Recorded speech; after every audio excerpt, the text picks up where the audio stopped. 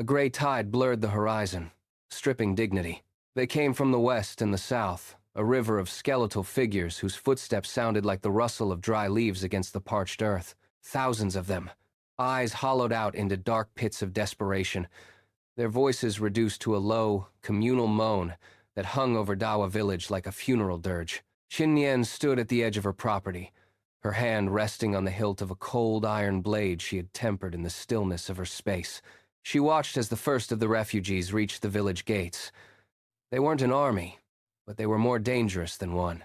Hunger had turned them into a collective beast, one that didn't care about laws or mercy. They smelled of sweat, old blood, and the sour rot of starvation. "One step," she whispered, the words intended only for herself, yet they carried the weight of a decree. "One step over this line, and the mountain will have more bodies than it knows what to do with." Beside her, Geng Feng stood like a statue of weathered stone. He had grown leaner, his jawline sharper, his eyes reflecting a grim, mature understanding of the world. He didn't look at the crowd. He looked at Qin Yan.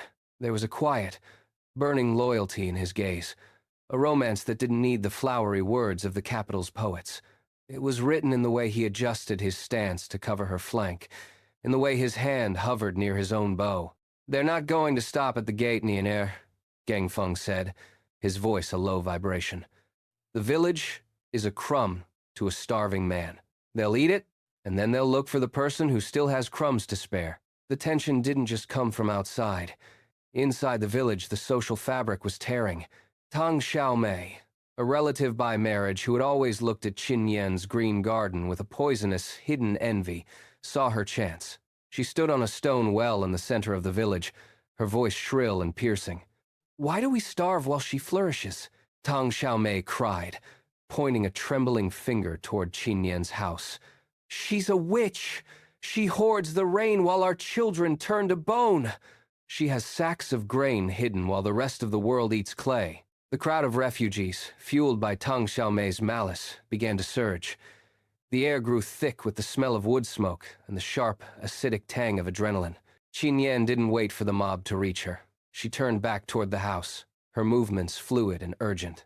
She found Granny Li in the courtyard, the old woman clutching a small bundle of mementos, her face a map of terror. "Grandma, look at me," Qin Yan said, taking the old woman's frail, shaking hands. "The world outside is ending, but we aren't." The revelation was a sensory shock. Qin Yan closed her eyes, pulling on the emerald resonance of the space. With a sudden, silent pop in the air, the dusty courtyard vanished. The oppressive heat, the smell of the mob, and the sound of Tang Xiaomei's screams were replaced by a sudden, blissful coolness.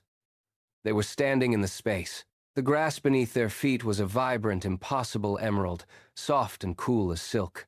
The spiritual spring bubbled nearby, its song a crystal-clear contrast to the moans of the dying world they had left. The air was sweet, with the scent of blooming peach trees and the rich, dark earth of the warehouse. Granny Li fell to her knees, her hands trembling as she touched the blades of grass. "Nianer, are we? Have I finally died?"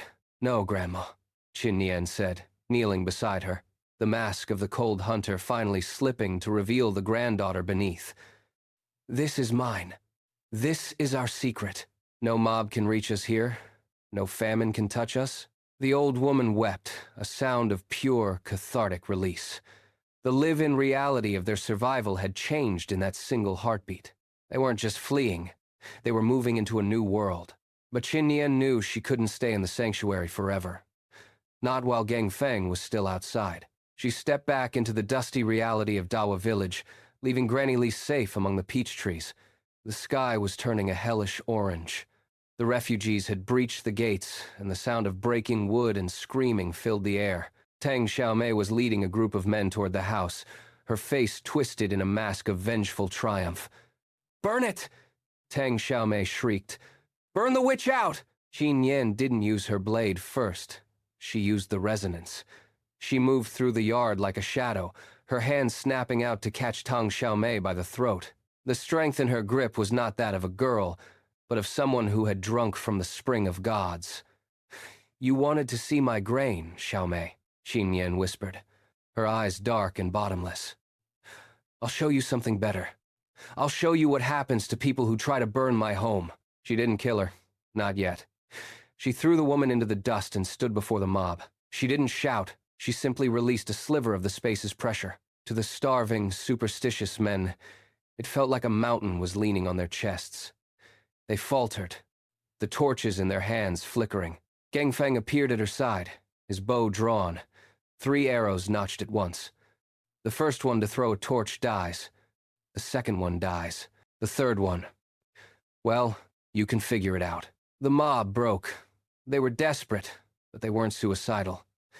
They turned their attention to easier targets, the village granary, the houses of the elders. But the fire had already started. The village was a pyre.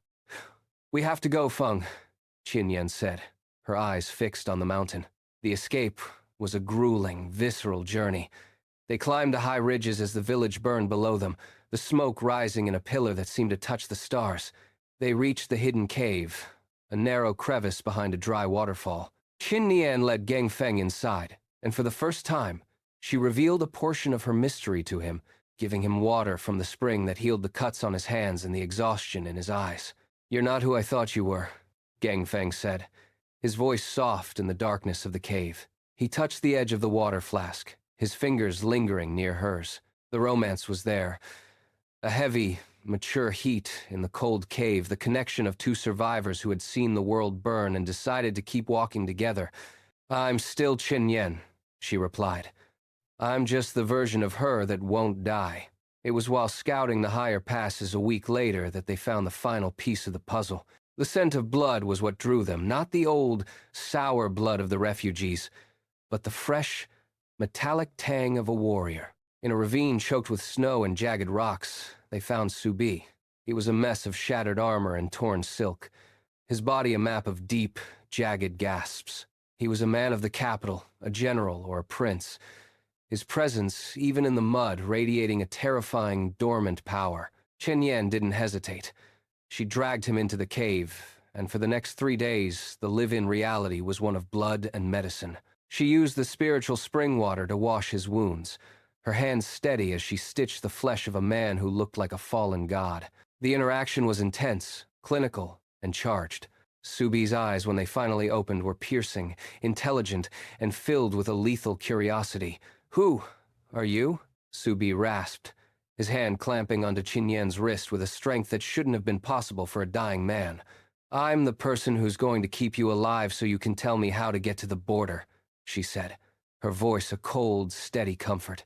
The bond between them was immediate, a life debt that Subi recognized in his very soul. As he recovered, he watched Qin Yan and Gangfeng with a guarded fascination. He saw the way Gangfeng protected her, and the way Qin Yan moved with a secret divine power. The arc reached its resolution not in the village, but in the mountain peaks. They looked north, toward the frontier of Kuguan.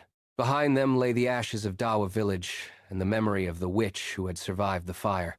Ahead lay a war, a martial god, and the final reckoning with the princess in the capital. Qin Yan looked at the 2 men, one her shield, one her sword, and then at Granny Li, who was thriving in the secret world of the space. She wasn't just escaping anymore. She was moving toward the heart of the Empire, and God help anyone who stood in her way.